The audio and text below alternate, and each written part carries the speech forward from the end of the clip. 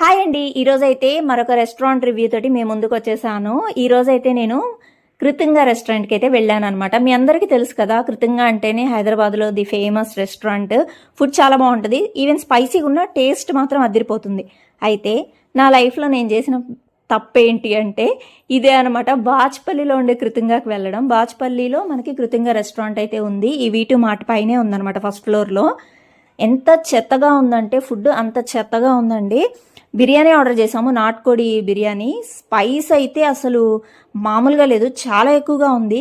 సరే స్పైస్ పక్కన పెట్టి ఏమైనా టేస్ట్ ఉందంటే టేస్ట్ అసలు లేదనమాట.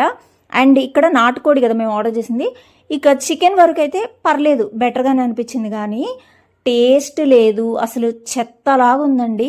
అస్సలు అంటే అస్సలు బాగాలేదు. మీరైతే అస్సలు ట్రై చేయకండి, ఇది నా సిన్సియర్ రిక్వెస్ట్ మీకైతే. ఇక్కడ ఒక్కటి బాగుందనమాట, అదేంటంటే ఫింగర్ బౌల్.